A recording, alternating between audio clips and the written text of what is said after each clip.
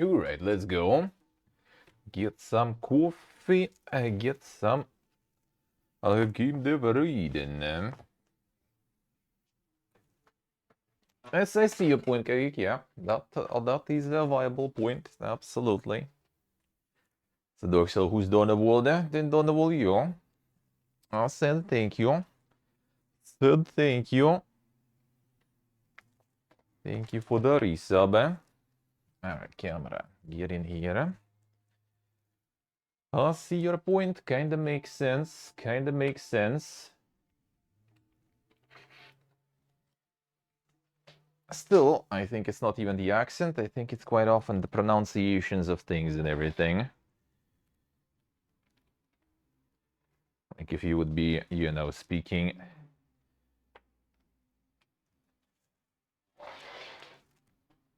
like some language to the same person, you still would be pronouncing it right, I would assume.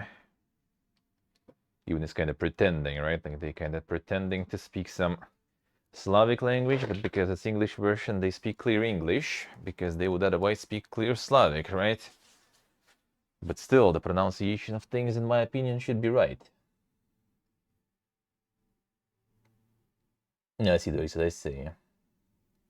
Alright. Other than that, I see your point, but your pronunciation of like names and everything should still be close there. Yeah, Axter, hello. How you doing? What are you doing, man? Alright, let's go.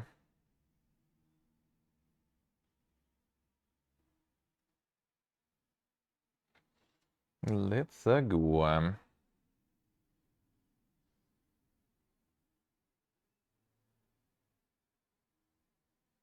there it is. Oh, there it is. Alright, let's get that coffee. Oh, whoop.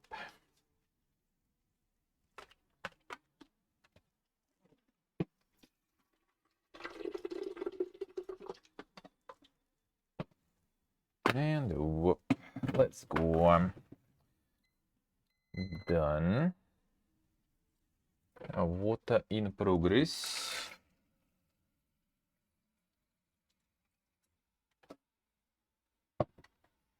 Water in progress.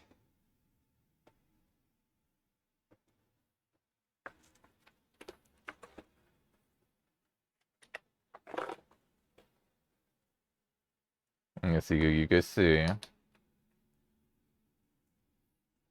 A busy weekend.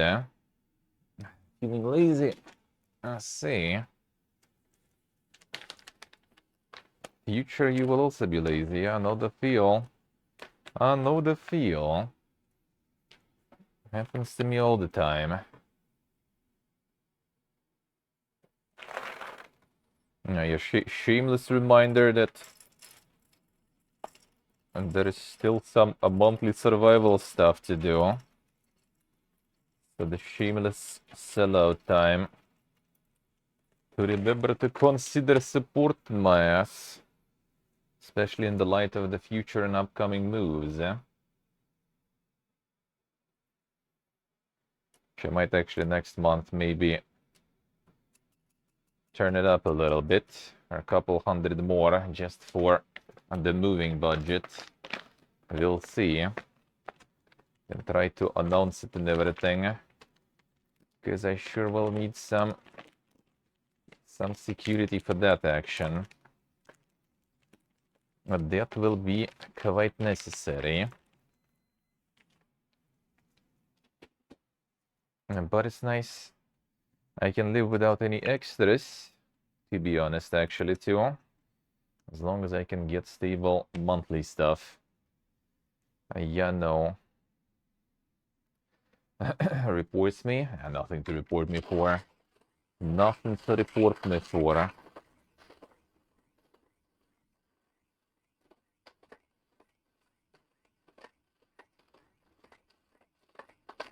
She was actually Svetlana, I think, actually.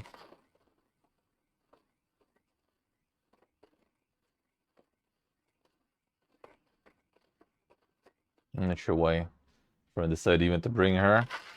I guess. Don't really understand that concept in general.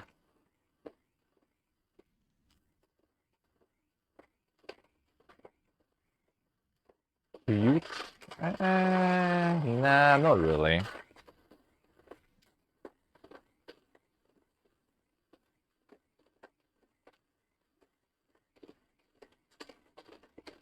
But that's already, you know, like, my friend already divorced twice and has kids and everything. So, I guess he already doesn't really care too much.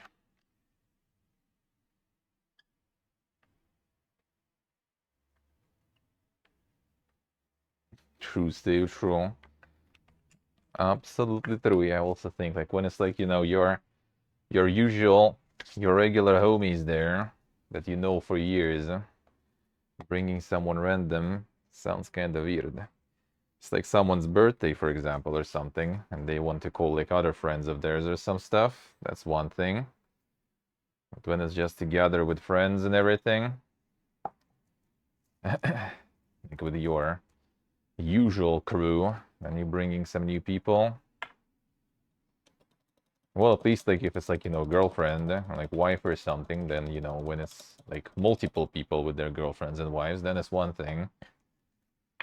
When she's gonna be like the only lady sitting there, like with my friend, like, you know, just like going ham talking about how he's not getting as hard as he used to be and stuff like this, you know, just for memes and stuff. Probably was very fun for her.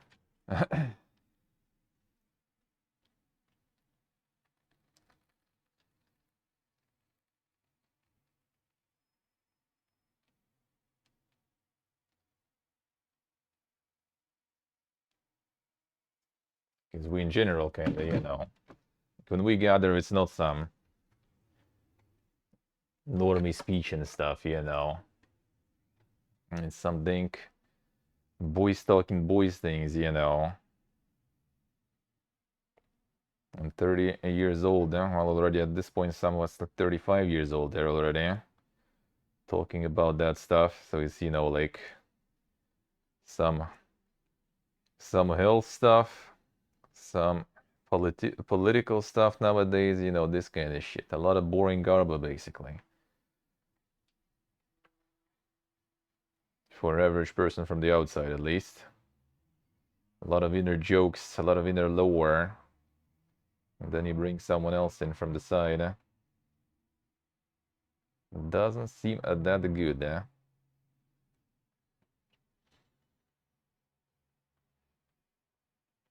But yeah, the fiesta yesterday thankfully didn't settle into anything, so hope that's not gonna affect any plans to move, eh?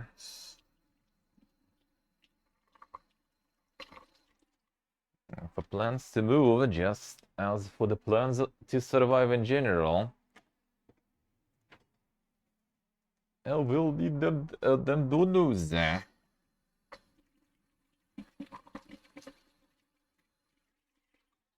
Then in August, I guess, with like the vacation and stuff, I'm not gonna be setting it up or something. We'll see.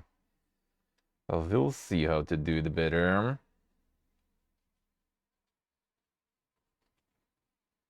I'm not sure how the vacation also gonna go in general. Because like my friend's gonna get only like second half of August, I think, vacation. It would be kind of nice already probably at that moment to peace out or something. So we'll see how to proceed with that. How to proceed with that. But I'm pretty planning to go to Georgia. Georgia. Batumi. That's for now the plan. Currently. For the time being at least. Then we'll see.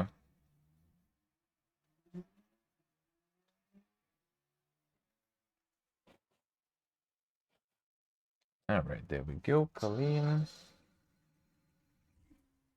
Colleen the grinder.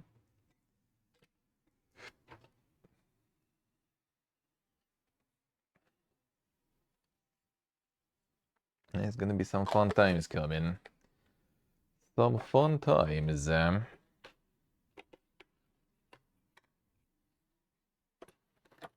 Grozny, not Grozny, Gruzia. Georgia. Grozny is the capital of the Chechnya.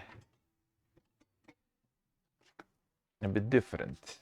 Tbilisi, though, I guess.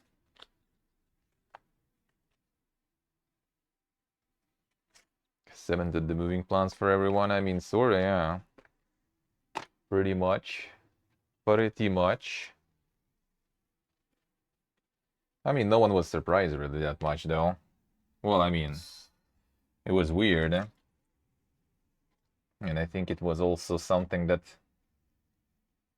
people up top at least kind of knew that it's gonna be coming, because I doubt they didn't know that this guy is off the rocker from his narrative for past like few months already. I think everyone kind of saw that coming one way or another.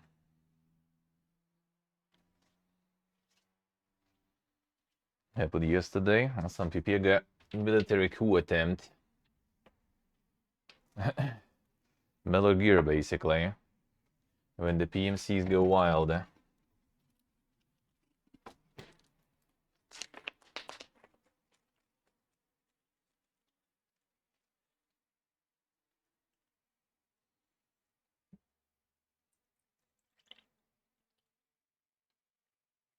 Like the full-blown stuff there. Well, I mean, like basically almost nothing had really happened. They just kind of like, you know, waltzed in. No one really stopped them. They didn't really do anything. Like, I am 90% sure that this all was arranged. Because, as I said, dude was kind of like going ham, posting like things that any average person posting on their social media would be already in jail. And he was doing it like all over the place, broadcasting to the whole country. So I'm pretty sure everyone kind of knew where it's coming, when it's going, where it's going. I'm almost positive they already kind of saw that coming, or maybe even had something like that arranged. Because I don't think he would be allowed to talk so much shit without the permission.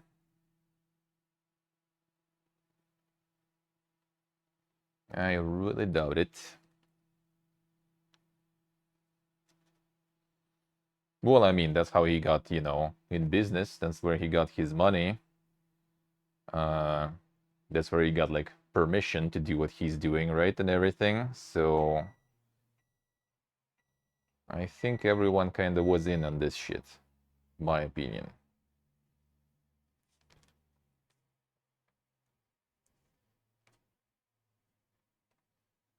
All right, let's see this here. Stole most of his money. They're probably gonna transfer that also together with him, I have a feeling.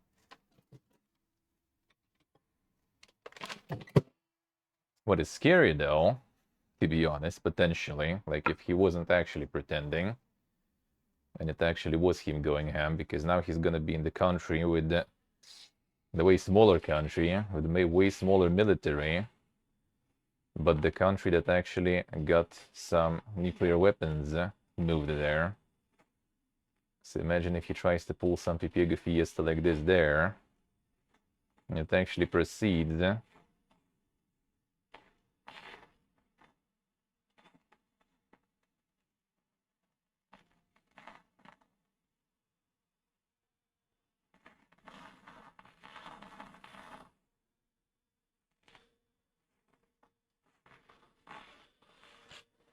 Trip through a window in a few days. As I said, like he was talking like mad shit about many people up top for past months and nothing happened. So I have a feeling, like as I said before, it's just kind of like somewhat planned thing. Like he's allowed. It's kind of like, you know, there is like some sort of comic relief that is not exactly the comic relief, but kind of like, you know, different type of relief, I guess. It's like for some people to believe into some other guy who's like the better one or something, you know.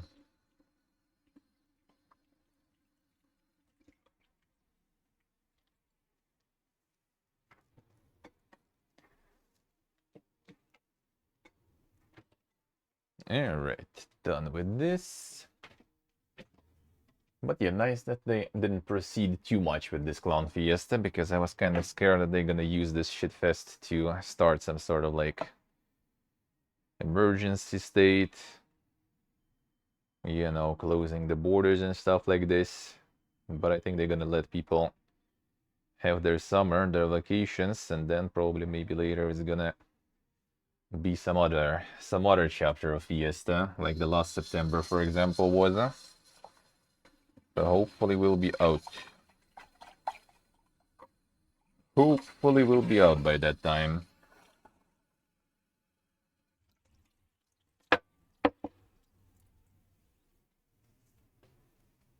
Alright.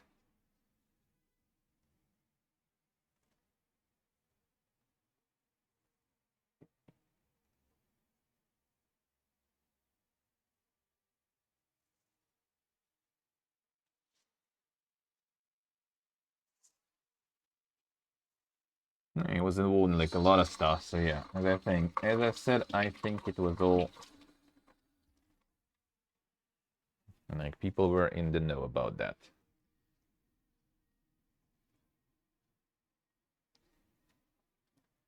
Alright, done here.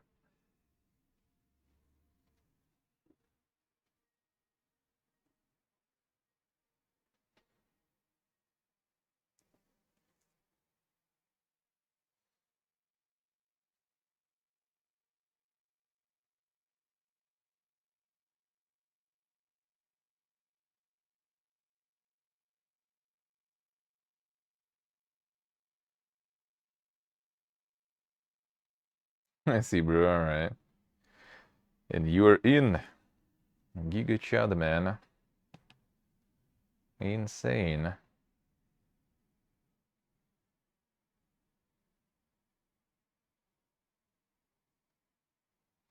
Insane. Alright, let's go.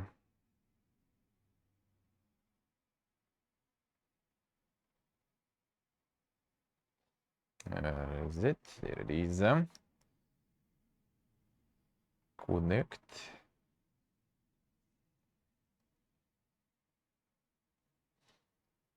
Whoop. There we go. Alright. Alrighty. 8 PM Lord. The cool way to make coffee now? I don't know, maybe. Just another way. Just one of them ways. That is very convenient to use, basically. Not sure about cool.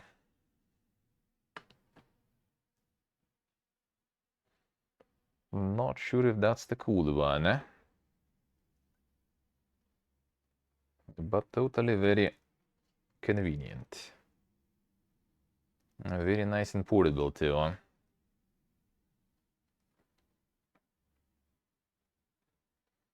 There we go then.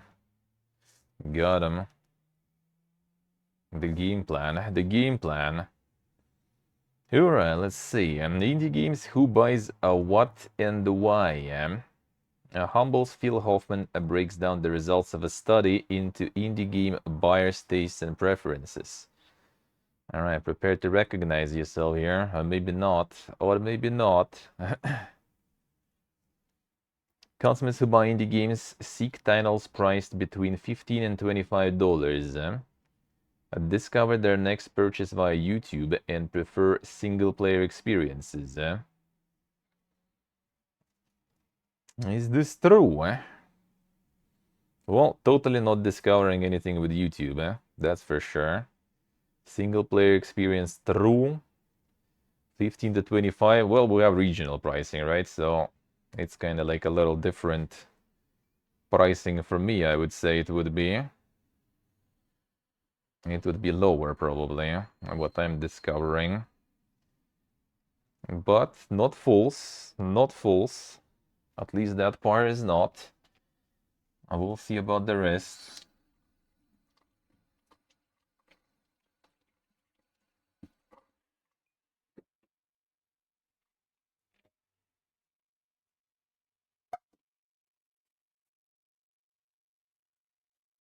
Alright, done.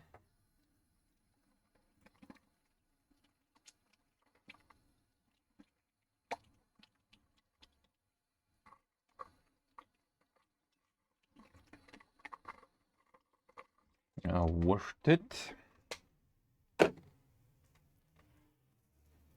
Very fast and easy.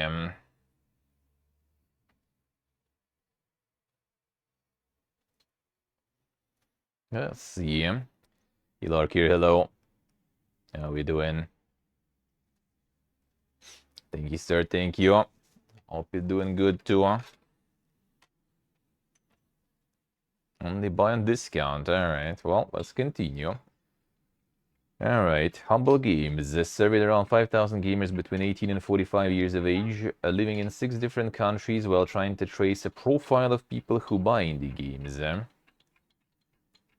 As product marketing lead, Phil Hoffman presented the findings of this study during a talk at GDC earlier this year. During his session, Hoffman reiterated many times that the results of this study are not to be taken as a roadmap, not necessarily depict an exact representation of how things are on a granular level, but nonetheless contain lots of interesting data. Now, let's see. Study broadly divided video game buyers in 3 categories: regulars, lights, and traditionals. Regular indie buyers bought more than 5 indie titles in the previous year. Light indie buyers bought 1 to 5 indie titles in the previous year. Traditional game buyers bought no indie titles and more than 1 AA, AAA title in the previous year. Well, I mean, if they're not even buying indie games, then, you know, what's that data gonna be about? If they're not even buying it, and what did you learn from them? Well, I guess people who don't buy indie games, probably. Their portrait. 40% of the people participating in the study ended up in the first 2 categories, meaning they had bought at least 1 indie game in the previous year. Only 40. Damn son, is the AAA that prevalent, actually? Well, I mean, it probably was part of the survey. Yeah, according to the survey, traditionals tends to spend less time gaming at 12 hours per week on average. So that's your typical AAA enjoyer. Lights sit around 15 hours and regulars are around 18 hours. So pretty much what that says is like the more people play, the more they lean into indie games. Kind of true. The more exquisite you are and everything, the more you're interested in indie games, in my opinion. It's the refined taste, you know. And also probably might have something to do that, you know, if you play a lot, then you just don't have enough AAA projects to cover all the time, right? So you kind of just sit with video game drought there sometimes, and then, you know, you kind of fill the void with some indie stuff then. That makes sense. 12 hours a day. If only, if only. Even though, like, in absolute numbers, that's not that much of a difference even. So like 12 hours for AAA enjoyers, 15 for a light indie enjoyers, 18 for more hardcore indie enjoyers, and that's not that much. Even in percentage, to be honest, it's not even that much of a difference. So I can't even say that it's like, you know, they play a lot or something. Not that much of a difference there. Emo Cafe, hello.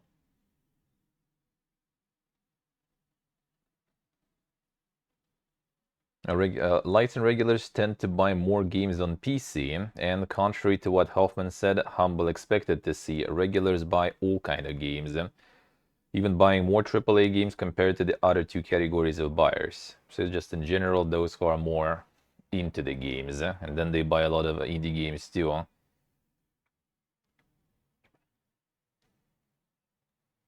True, true.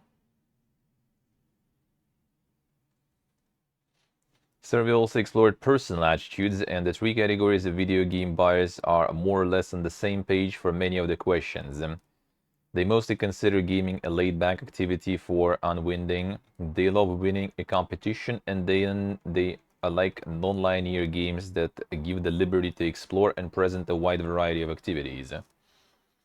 So the open world enjoyer is there.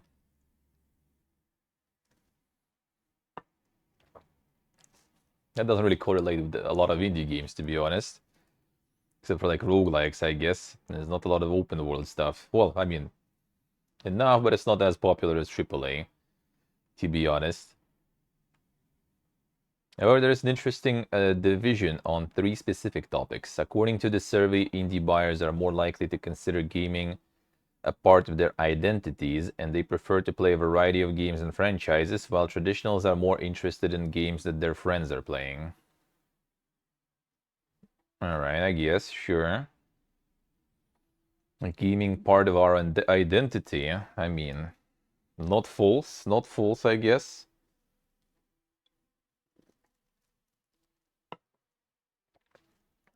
And the friends are playing. Price and monetization. 3 categories of game buyers have many different ways to identify what the indie game is, but all tend to consider a low price as a defining factor. I mean, kinda, not really. No, I mean, the usual like indie definition already kind of gone, right? Because a lot of indie games, there's indie publishers now, you know. So yeah, the full-fledged definition of indie is already kind of not really working that well.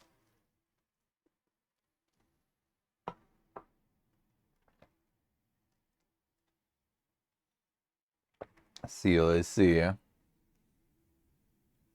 See, Steve, all right. A preferred price range for indie games seems to be between $15 and $25. Those surveys said they start to have doubts about the product's quality under $15. That's weird. While more content is expected from the games priced over $25. So basically 15 to 25 is kind of like the, well, according to this, technically, right, is more of a kind of like this, like the range that is the best, seems like. It's like over 25 people start getting like the hike in expectations. And below 15 people think it might be too cheap, so something's kind of sus about it. Not sure about that too much though. I guess, but for me it's kind of whatever. Like, I mean, we have like Vampire Survivors and stuff, right?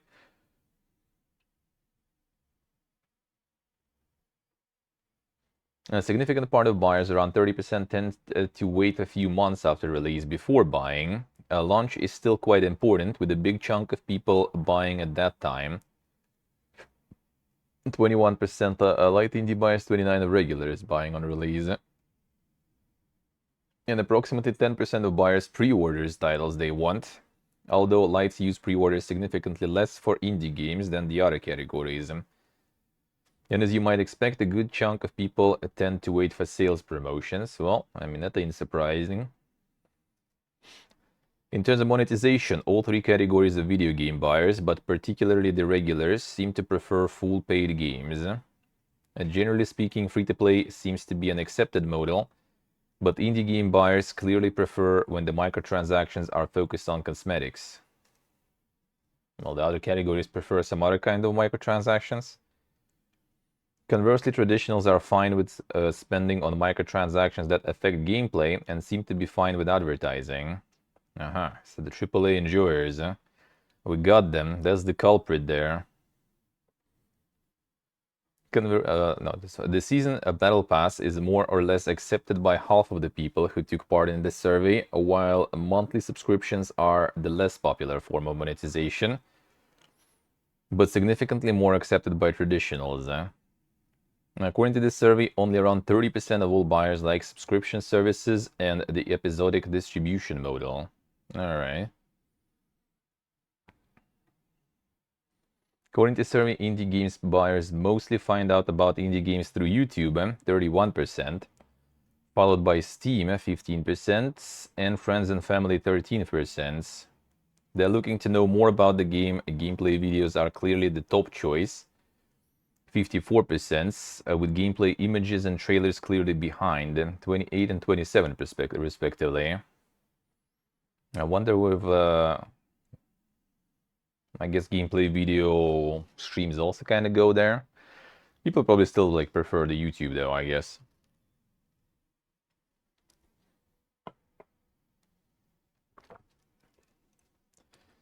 They see it on YouTube, it's already out. Pretty much, yeah. Episodic stuff died with Telltale. There are some indie games with episodes, but they're kind of more on less known, kind of obscure level. It's a good way for some of the indie games to be distributed that way, because you can basically kind of like roll things out in episodes.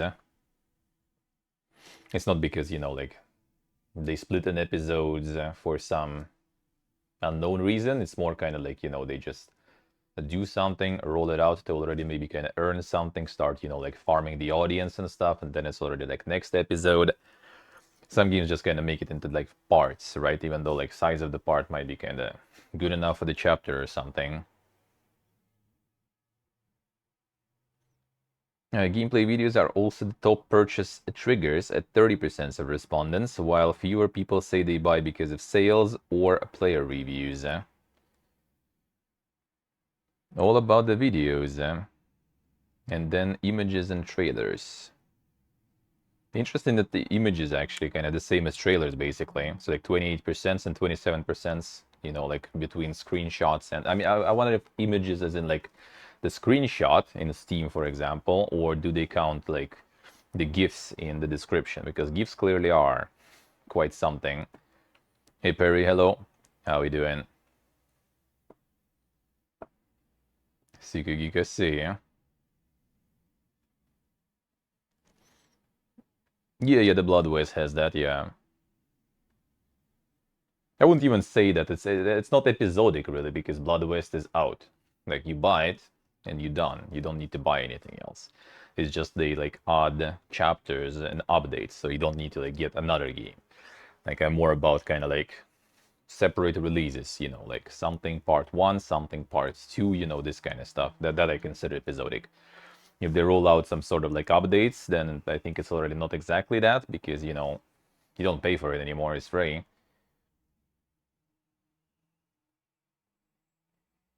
Genre. First-person shooters are most played genre for traditionals and lights, but place second for regulars who prefer RPGs. Told you, the refined tastes, man. The more you play, the more exquisite you are, and then you play more RPGs. Well, that also correlates with the fact that they play more in terms of time, right? And RPGs are time consuming, so you need to, like, imagine if you play 12 hours a week and you need to play through Oblivion. That is gonna be quite the run. Roguelikes and Metroidvanias are significantly... one sec. CCUSC. No, there's a bunch like smaller ones. I don't remember the name. There was one that was also like, I think it was like Swedish single dev or something, like some sort of like narrative centered thingy. That one has also like chapter 1 and then it's chapter 2, you know, this kind of stuff. It's just like it's a good model, but it's kind of also like hard to do it that way, I feel. Yeah, the mini games, I think they kind of just rather like make, you know, part like nowadays I think it's not like served to you as like the chapter model. It's just kind of like, you know, like first game, second game, third game, even though in fact like the difference is kind of like in terms of like engine and, you know, gameplay and not that big. They just kind of like, you know, called it differently instead of calling it chapters, just like a new game. Roguelikes and Metroidvanias are significantly more popular among indie game buyers. Traditionals are the most likely to play sports games. Well, nothing new there. That's your typical AAA game enjoyer. Fantasy and science fiction are the two most beloved themes for all kind of video game buyers. While there seems to be a generalized sense of fatigue for post-apocalyptic superheroes, and most of all, warfare. Alright. Fantasy and sci-fi. Fatigue for post-apocalyptic. I feel they should probably like kind of like split it. Like I have a feeling that by fatigue over post-apocalyptic is like zombie post-apocalyptic stuff, right? Because like people already, for a while, I feel kind of had enough of the zombie shit. But the proper like nuclear post-apocalyptic stuff, I don't think there's that much to get fatigue for people. But I mean, maybe. Vampire was alright, yeah. Vampire was a decent game. I like that one. Again, the results in this section, this survey, are for the most part predictable. Warfare and superheroes are quite prominent in AAA games, so of course traditionals like them more than indie buyers. But at the same time, around 30% of them think they are overused themes. Okay, so they like them, but they don't like them already, I see. Because of all your early access survival games. Could be that too, yeah. The color scheme fatigue, I think it's just zombies, really, honestly. Because usually zombies can get categorized instantly as some zombie apocalypse, post-apocalypse stuff, right? And it's just kind of like you see them and you're like, all right, I see. I see how it is. The color scheme, though, I mean, could be, but I don't think so. I don't think it's that much, really. Don't think it's that overused. It's like when you look at the post-apocalyptic, right? The color scheme is kind of used a lot, but when you look in general in the games, then percentage of those is kind of like not that big, in my opinion, because I like all the post-apocalyptic, like I like nuclear post-apocalyptic stuff mostly, kind of, right? Or something in that sense, sort of, right? Like some sort of like zombie stuff. It also kind of works, but not. I'm not a huge fan, really. Like Fallout, them son. More news at 6, dude. Absolutely. Something like that, yeah. Something similar, basically. Yeah, I mean, what they means probably just like this desertish stuff, you know? The desert, the wasteland stuff all over the place. So probably that, but I don't really think so. I don't really think so.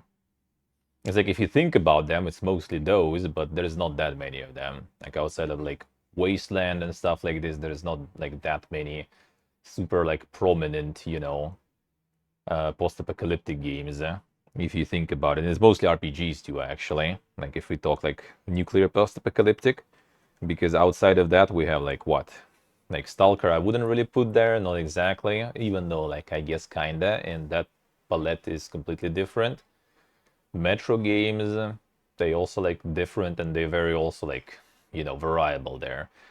Especially the last one, right? Like the last Metro has a little bit of everything. All the biomes. There's a desert for you too, and the gray stuff also, and it also has the snow and stuff, right? And like the vegetation heavy areas too. So they have a little bit of everything there. So yeah, like if you think about it, I don't think it's that overused much. Like the full desert stuff I can think of, like Broken Roads, right? I was playing the demo, and then you take like Wasteland, like Fallout somewhat, but I don't think Fallout has it that bad though. To be well, actually Vegas, I guess, is like very deserty stuff, but it's like also it's different perspective, and from different perspective, it doesn't seem that bad.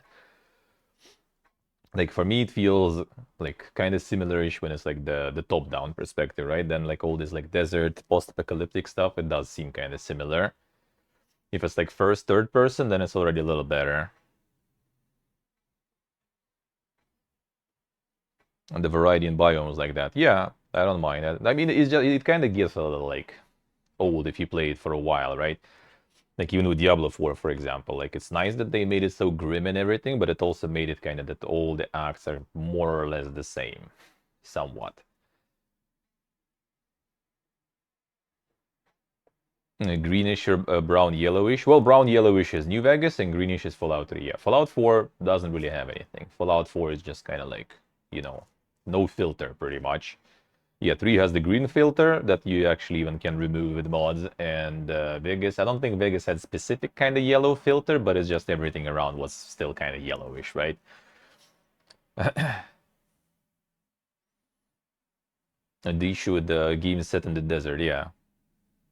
And it's not that many. Like if you take even like Atom RPG, for example, right? it's not really desert. It's different biomes for everything. It still kind of looks like all this like post-apocalyptic look. It kind of goes towards the wasteland, right? Like the dead trees and stuff, right? Kind of like dry soil, this like, you know, like contaminated water and stuff if it exists or something. So it kind of like goes with those like cliches, I guess, but I'm not sure how you can do. I mean, you could go like full reverse, right? Get like full winter mode, for example, or something. But that's kind of how it kind of inevitable, I guess. Fallout 4 very brown in its texture? I don't think so, really. I think Fallout 4 was very like vibrant, actually. That's what I actually kind of don't like about Fallout 4. It's kind of too vibrant, even like too colorful, to be honest. Same with 76, for example. Like 76, even like turn it up to 11, if you could say, because there's a whole bunch of different biomes, including like some like super colorful ones, like the those weird trees forest, for example, or something. You know, like I think they are very colorful. Like for because it's so stylized. It's good. It's just like I don't know, like when it's about what's the name? Mm, like I like when it's like a little bit of a disparity, you know, because post-apocalyptic stuff, I like it, you know, to see like the end. That's why I like classic Fallouts. They had this like atmosphere of everything. The first one, especially. The second one already with this all this humor, they kind of like diluted it a little bit, right? Like it doesn't feel it has some humor already going and stuff. It doesn't feel so, you know, despair. Fallout 3 kind of had that, to be honest, somewhat like more of this like wasteland, more ruins, you know, like more despair, but has other issues though. You Jughead, Division and Dark Souls, huh? It's like more grim Division sorta. 76 World looks like nukes never fell, pretty much.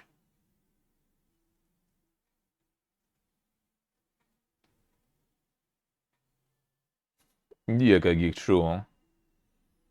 True. Needs the despair, yeah. No, I mean if it's like post-apocalyptic, it's nice to like it's not it, like I like the kind of like the tropes of like redeveloping, you know, the tropes of kind of like the birth of like, you know, new humanity and everything, using what's left and stuff, you know, scavenging, rebuilding. And when it's already all like positive and stuff is already kind of rebuilt, it just kind of like already loses the. It's kind of like it's modern stuff with a different twist to it, you know, already. When things kind of already established, survival is kind of over. Like you play like Fallout 4, Fallout 76 or something, right? And like NPCs are like, like I should go grab some coffee in the cafe, right? Or like, what should I eat for lunch? Like, come on, bro. It's survival, man. What are these thoughts? What are these, you know, like conversations and stuff going on? It's kind of like you're like regular go outside and like with a cup of Starbucks walking around or something. Like, come on, man, that ain't it. That doesn't give you the immersion.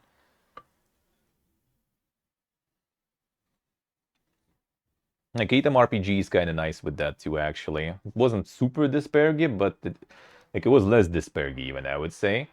But it did feel kind of like this like weird post-apocalyptic stuff.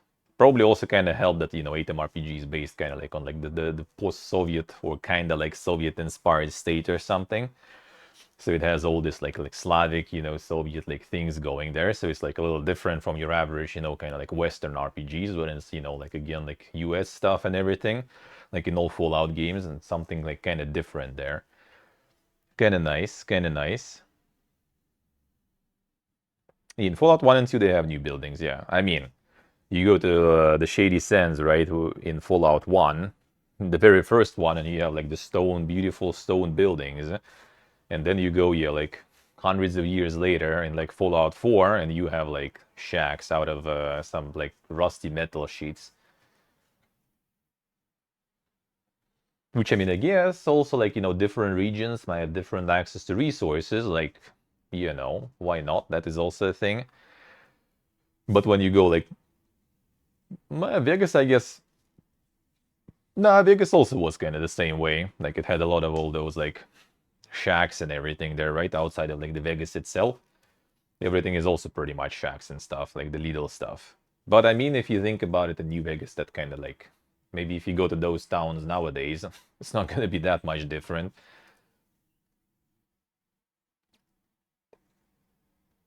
The best Fallout settlements. Well, from the looks of it, for sure, yeah.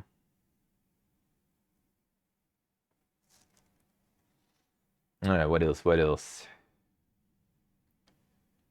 Regulars love fantasy, sci-fi, and post-apocalyptic more than the other two categories of video game buyers. Aha. See, so like exquisite people like post-apocalyptic stuff. Which is consistent with them playing more RPGs than the other two groups. Alright. What buyers want from indie games. Alright, predictably, indie buyers tend to agree more with characterizing indie games as unique, experimental, innovative, memorable, passionate, while 20% of regulars associate indie games with low quality, compared to 10% of the other two categories. The regulars associate indie games with low quality. Well, maybe probably because they play more of them and they see more of kind of like the worst things there, I guess. It's kind of interesting that other categories that are, playing less indie games, they actually don't think that indie games are lesser quality. That's kind of interesting. I would expect that AAA enjoyers would be like, well, indie games are lower quality and that's why I don't play them, but seems like it's the other way around. The more people play, the more they think the indie games are lower quality.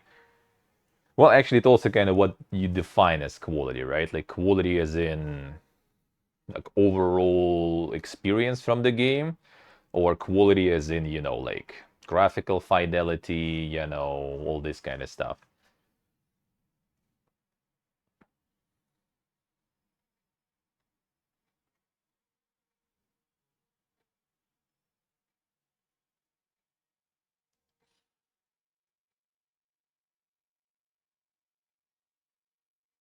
Damn, Kagik trolling Halo, classic.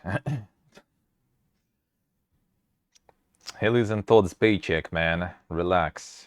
Relax. Don't touch Starfield, eh?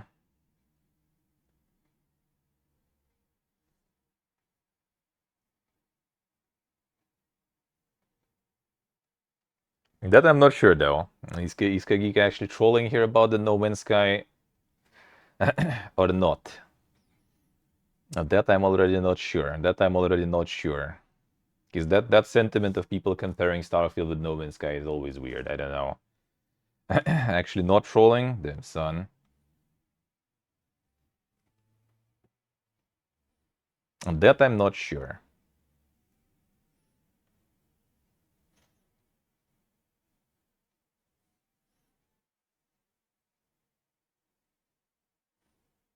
It won't flow because it'll be massively bought, but the reviews will be really bad. The thing is, like Fallout 4, for example, was also like mixed reviews for a long time, and that didn't change a thing. Still sold really good, and I mean, you look at them now. I think now they're good also, the reviews. So that's just typical Bethesda stuff, right? Like on release, there's going to be a bunch of issues. People will be modding, but people will also be buying and playing. And then later down the line, there will be more and more mods, and like uh, this kind of like nostalgia starting to layer on it, and like this kind of like, well, the progression and the performance of the PCs and everything, and people will already be like more and more kind of like mild towards it already. Not wrong to an extent. Well, I mean, that's kind of like, like the same as like calling everything that has like stamina and other stuff like Souls-like, right? For example, like you can't really compare it too much. Like, sure, they have some mechanics that are similar, right? You like flying ships, you like landing planets, you explore stuff, right? So, kinda, you farm resources, but then you can technically take like almost any game and compare that way, and it'll be fine. The stud in the bar, damn son.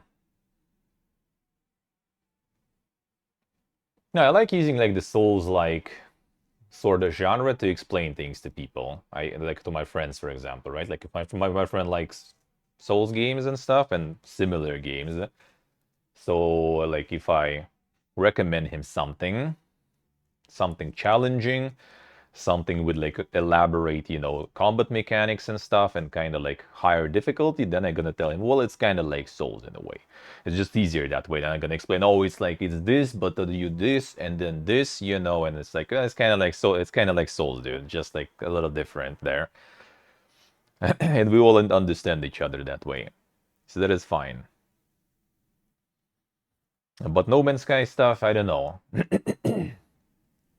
Because like No Man's Sky is like it's different um genre. Like if you call something Souls like, it's mostly will be like, the stuff again when you fight bosses and stuff, combat centered, with like character leveling, with some like checkpoint system, kind of bonfire, right? Higher difficulty, and the goal is basically to just like fight through the stuff, kill things, explore things, and like finish by killing like all the bosses and doing stuff, something like that, right? So they mostly are the same. Like if we take like Dark Souls, Neo, like Sekiro, something like that. I don't know, like Lords of the Fallen or something, right? Surge, like they all pretty much, you could kind of put them in the same genre. But if we talk like No Man's Sky and Starfield, like not really. Like No Man's Sky is like just like endless like survival grind. Like you can just like fly over those planets and do a whole bunch of different activities that all you want, and you can do it with your friends and or like with randoms and stuff, right? You have like hubs with other people playing there and everything. Like the center is not about the story, even though it is some sort of story there. Like I played for like 30, 40 hours. I don't even remember like care really for the story there. Well, the Starfield is still gonna be more about the RPG stuff. It's like all this like exploration, scanning things, farming things. It's more kind of like a side thing technically to the RPG stuff. It's like a wrapper for the RPG stuff. While in No Man's Sky, that's the main thing, not the wrapper. And the story stuff is kind of like side things basically. Even though again, it's also Bethesda, so the main story gonna be irrelevant completely anyway.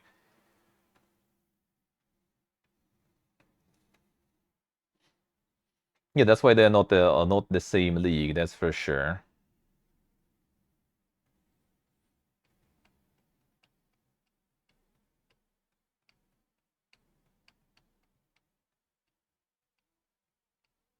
And the Fallout 4 wasn't exactly an RPG. That is kind of true. Factions and choices were utter ass writing wise.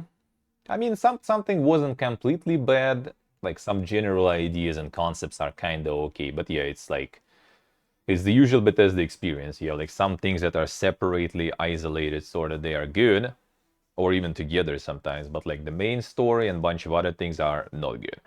That's usually my experience with the Bethesda games. And usually there is so much to do on the side that you don't even care about the main story. Like how much like the main story took me in Oblivion, like 2 streams or something, maybe. I think kind of 2 streams, right? Well, the total amount was like, I don't remember how much I ended up, like 160 or 200 hours or something of playthrough.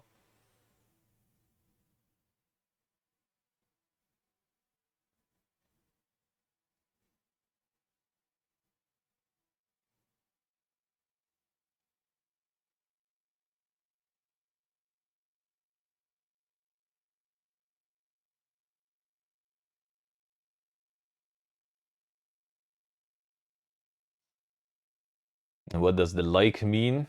CK3 like Europa Universalis 4? I would kind of put them in the same category, yeah, to be honest. Like the global strategy, somewhat.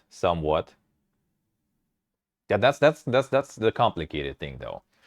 Like it's not something that is defined hard, right? Like there might be some game that maybe is like different. It's not like Souls-like or something, right? It's not focused on like slaying bosses and like combat focus. It might have something else going on for it, but it has the combat that is like very elaborate and complicated. I will recommend it to my friend because I know he's like Souls games, so he might like this complicated combat and everything, even though the game is a bit different about different things, right? Like I would recommend, for example, like Hollow Knight to people who enjoy Souls games, but with the like how you say, like extra information, the extra context that it's like it's less combat focused, but it's more on the platforming side. So it's not exactly like defining like Souls-like is a genre or like something like is a genre. It's more kind of like recommending. When you recommend to someone, you just kind of like put some analogs and like it's this. Just something from there, something from here. So like telling like like Starfield, yeah, it has like play No Man's Sky is kind of the same, but with like a story RPG system in single player. Yeah, that probably I could use if I know person knows what No Man's Sky is, right?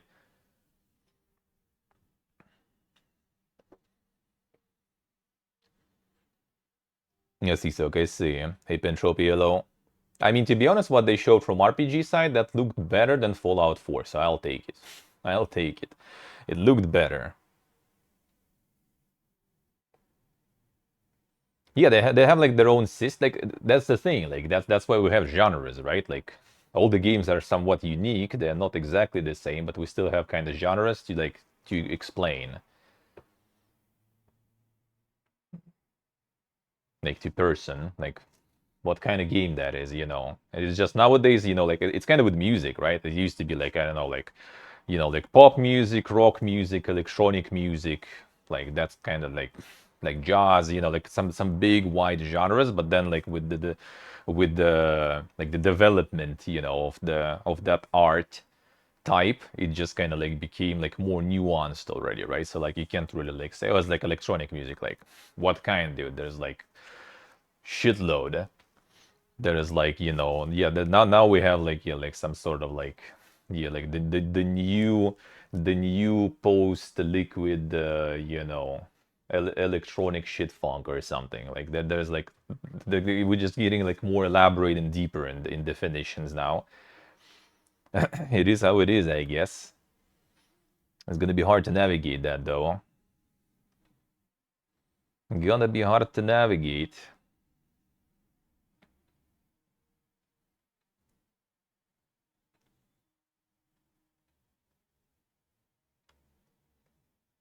Terraria equals Starbound, saying that Shakers equals chess. I don't think they're like that similar though. Terraria, Starbound. Starbound is also kind of like based a little on different concept, except for like kind of developing the one world, right? You just kind of like travel different worlds and do things on different worlds. So it's already kind of like somewhat of a core difference there in a way. The Metroidvania, yeah, that's pretty much it. And people using that now because it's easier to explain. That's why it's kind of nice. Like, why it would be not too like it's like what is Starfield? It's like imagine like Skyrim meets No Man's Sky or something, and that would be kind of close, I guess, or Fallout 4 meets No Man's Sky, right? Because you get the RPG mechanics, you get the story focus, side quests and everything, right? But you also get on top of that the layer of like No Man's Sky space activities, like flying ships, exploring planets, scanning things, farming materials, like kind of like this. You can say Skyrim in space, right? And that already will work, to be honest. But adding like it's also with No Man's Sky stuff added, that explains already what kind of activities you can expect there. Even though that's not exactly true because No Man's Sky already expanded so much and you're not gonna get all of those in Starfield. Like there will be no like rover or something, right? While in No Man's Sky, I think you have like plenty of vehicles. Not to mention even like that you can like fly right into the planet and be completely free to move as you want. And the Souls-like, people like the name genre. Well, that's what we're talking about. Like the Souls-like is not exactly even the genre for me. It's kind of like something to make the description easier for people. For people that I know that they know what I'm talking about, right? If I'm gonna go to like some random person completely, then it's kind of like, well, it's Souls-like. What's like Souls? Huh? I don't play Souls. I played like FIFA and Call of Duty. You can't really explain to them. Then you need to go more in detail.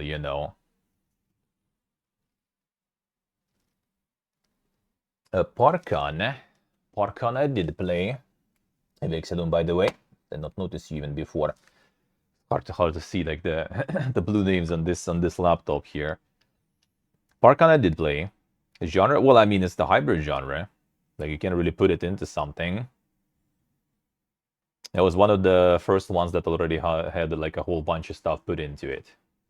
It's like it's the RTS, but with the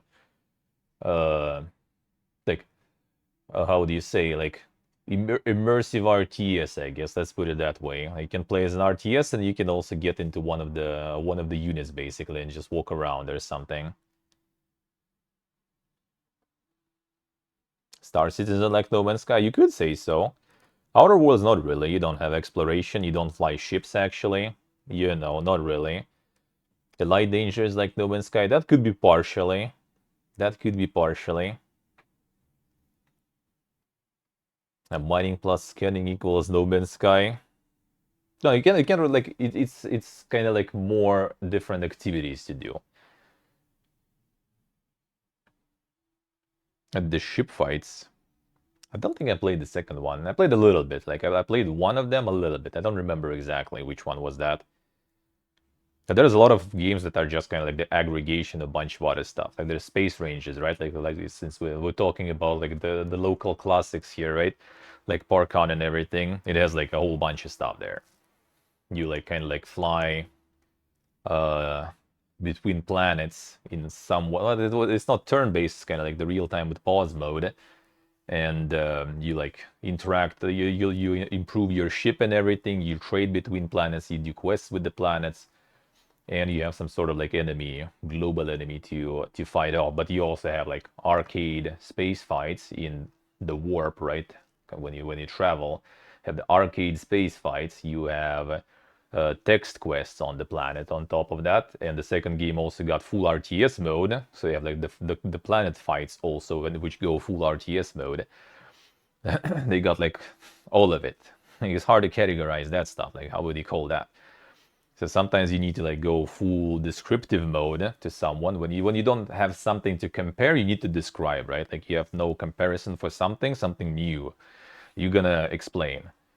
It's kind of like with soda or something, or like any like food or some stuff, right? Like if it's something completely new that you don't know, like how to explain that, you're gonna try to like fully explain. Like it has this spice, like this sauce, this ingredient.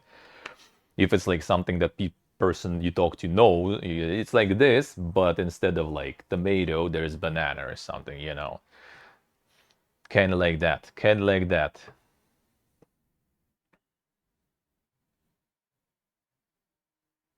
Light danger is equals EVE Online, yeah.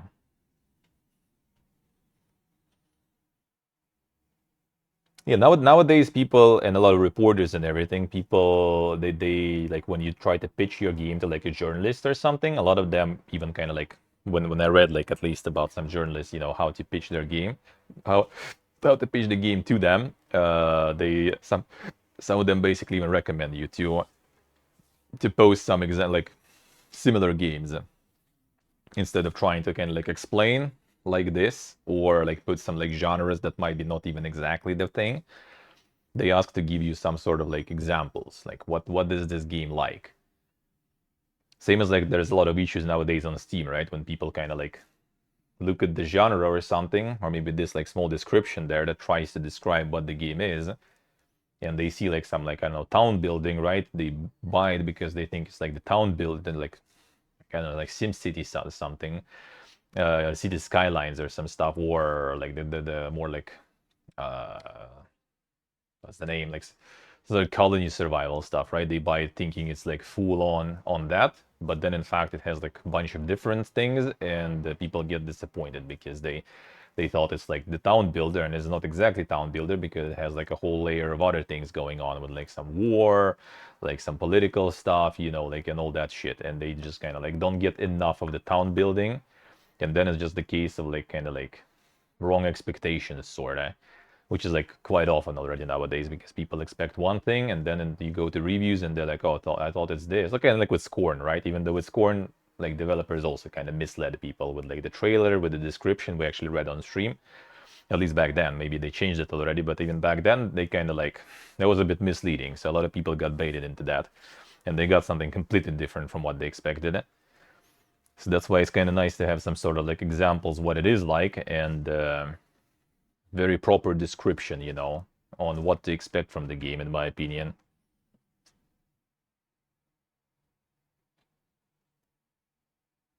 It's easier, I see. Yeah, it is really hard already to categorize games like that. All right, let's see what was the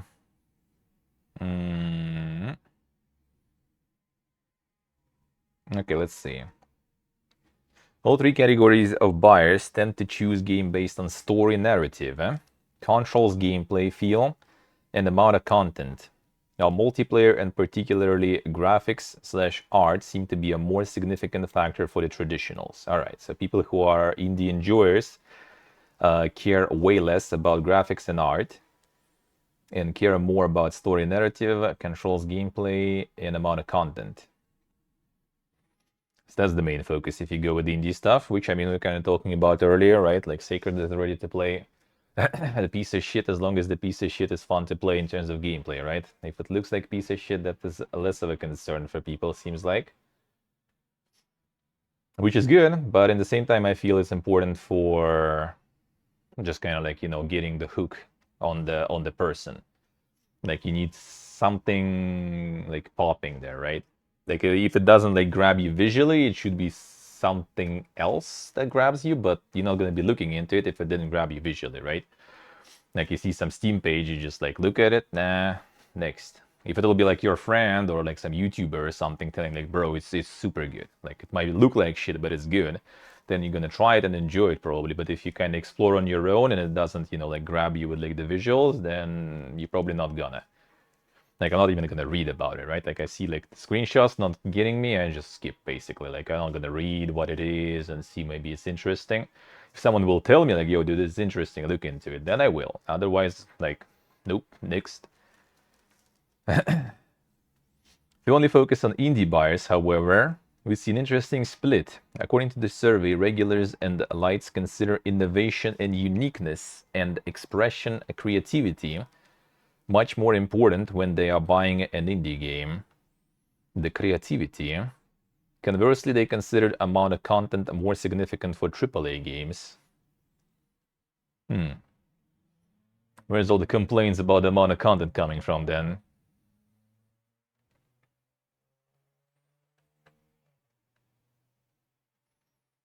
Let's see, Steve, let's see.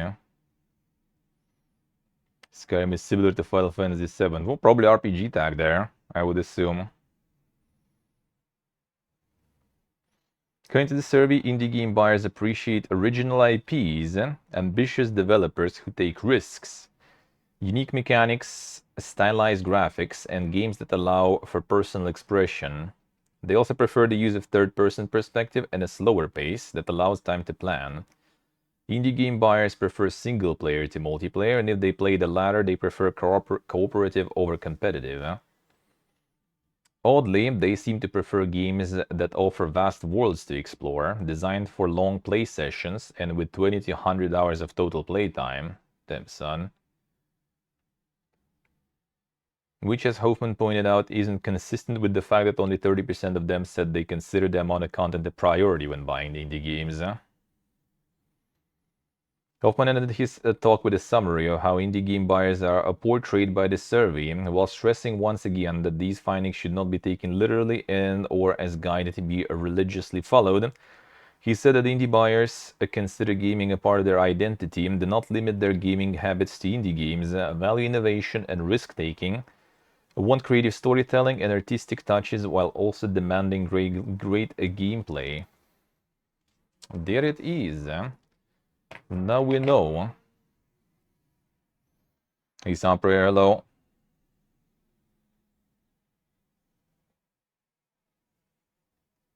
Enjoying the short games?